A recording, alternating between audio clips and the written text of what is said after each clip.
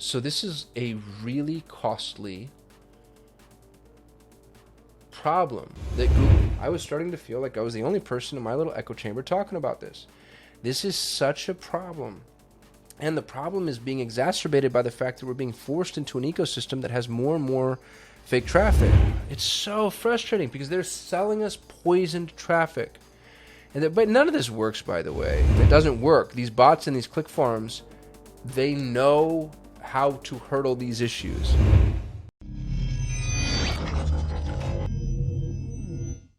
Really amazing article came out from SearchEngine Journal an hour ago.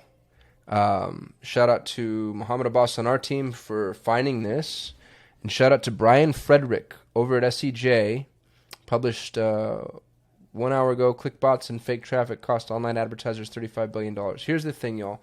I was starting to feel like I was the only person in my little echo chamber talking about this. This is such a problem. And the problem is being exacerbated by the fact that we're being forced into an ecosystem that has more and more fake traffic. Because as a Google advertiser for a very long time, we were drinking from a specific well, and that specific well was inbound traffic. And the inbound traffic well was actually a relatively clean well. And all of our safeguards, tools, tactics, strategies were built around this well. Well, Google started selling us inventory from a brand new well, and it's much bigger. By many multiples. You know, the display-based traffic compared to inbound search-based traffic. I don't know what that is. I'd have to look it up. I should, honestly, but I bet you it's hundreds of times the size, right? Like, how could it not be? Especially given, and that's, I guess, maybe the point that I should be making, certain points of analysis. You know, the number of people that are currently shopping to buy a car versus the number of potential people that would buy a car at some point. Like, it's immense, the differences in proportions. And that's important to know because it's actually really powerful to think that, oh, okay, we're going to open up this whole new, to continue the analogy, we have this whole new well from which we can draw. And we finally have the AI mechanisms necessary in order to identify who these prospects are, what they're interested in, what they'll buy, when they'll buy, how to sell to them, etc. Great. But this well is poisoned. This is a poisoned well. And that's the point that the article makes. Goes on to talk about the percentage of fake traffic, how much this fake traffic is costing businesses, and the fact that Google is refusing to acknowledge that there is a freaking problem. And it's so frustrating because they're selling us poisoned traffic. But none of this works, by the way. I mean, I'm not trying to bash Frederick. I really appreciate him, or Brian, excuse me. I really appreciate him, even voicing this. But the IP, like, if this stuff worked, we wouldn't have a problem. It doesn't work. These bots and these click farms, they know how to hurdle these issues. It's like playing Red Rover against an NBA player. You're just not going to do anything. Another couple of really interesting issues, by the way, just on a side note. Goes on to say almost 40% of all web traffic is fake. Okay, that's cool. Great data point. How do you know that? So then you go and incidentally, this is something I'd encourage everybody to do. If you see a data point referenced with a citation, go check out that citation. This should be a habit that we're forced to cultivate if you're gonna use the internet, because so many of us, all of us, you read something, you hear something, you take that data point away, and then you share it. You become a mouthpiece for it. You're a node in a network, and this information is propagating to everybody else in your network.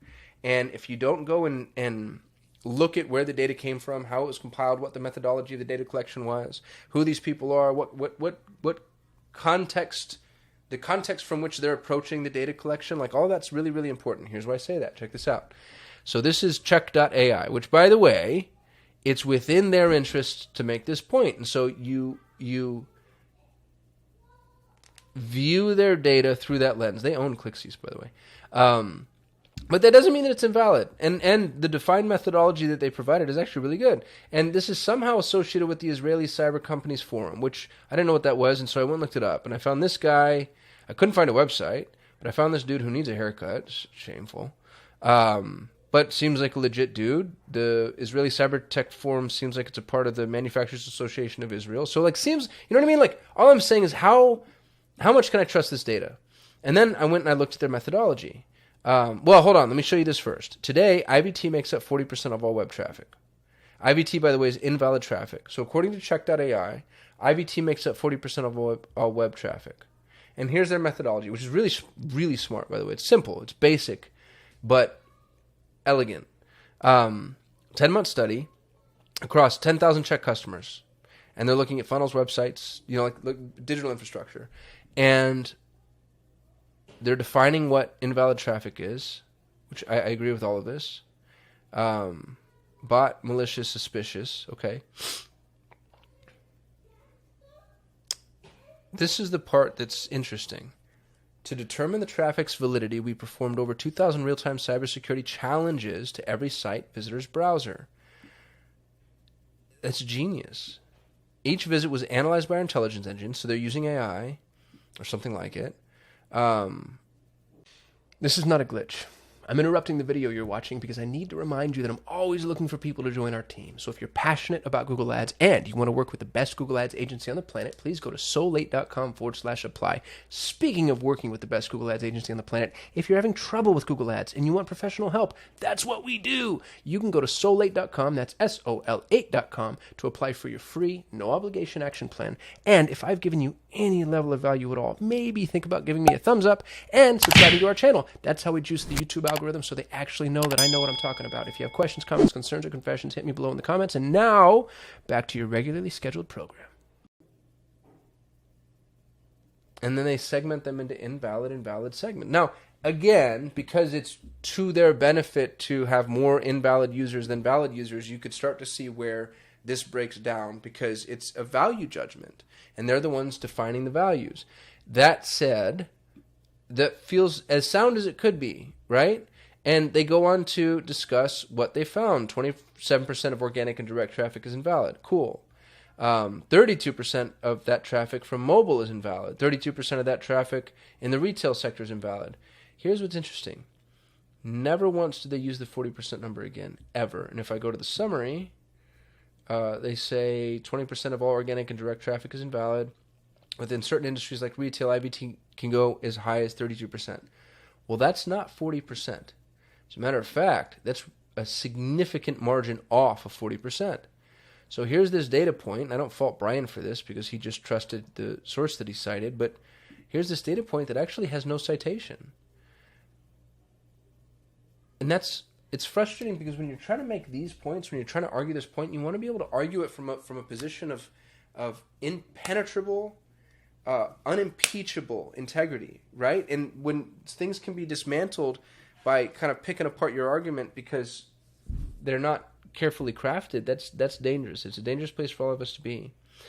That said, the study still has a lot of really interesting things. There's this Harvard Business Review says that bad data is extremely prevalent, costing the U.S. over $3 trillion per year. And then again, here's a value judgment. Our analysis suggests that 10% of that bad data is a direct or indirect result of IVT. Feels reasonable. That's $697 billion annually. Looking at the U.S. market. So this is a really costly problem that Google refuses to acknowledge. The other thing that bugs me a little bit about this report is it shows organic and direct traffic. It doesn't show paid traffic, and I don't know why. I wonder why that is, unless I missed it. IVT rates for paid traffic. I would say page 11. All right, let's just go to page 11, Kasim, you idiot. I shouldn't be doing this on y'all's time. 3.5% of paid traffic is invalid. Search engines.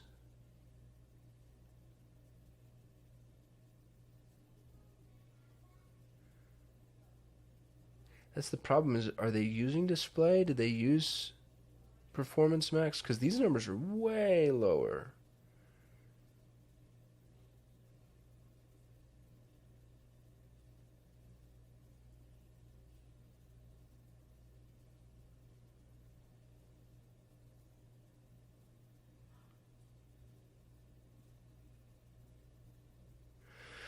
That's interesting to me too.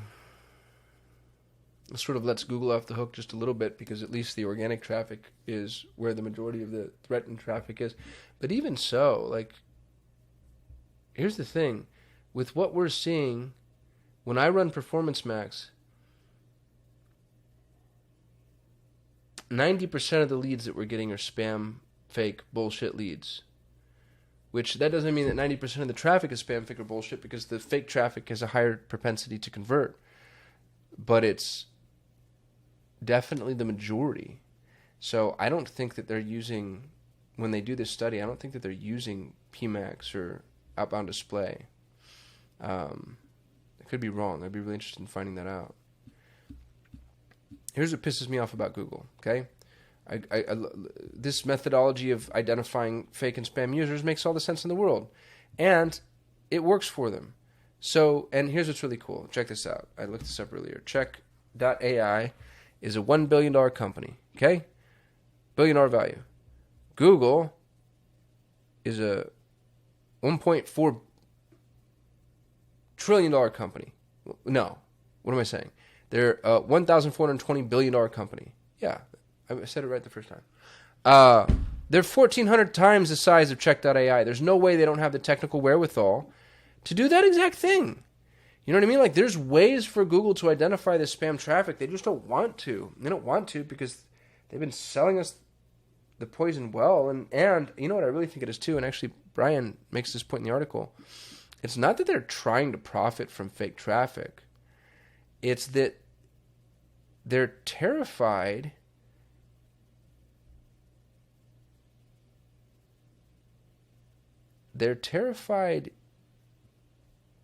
I'm trying to find the point.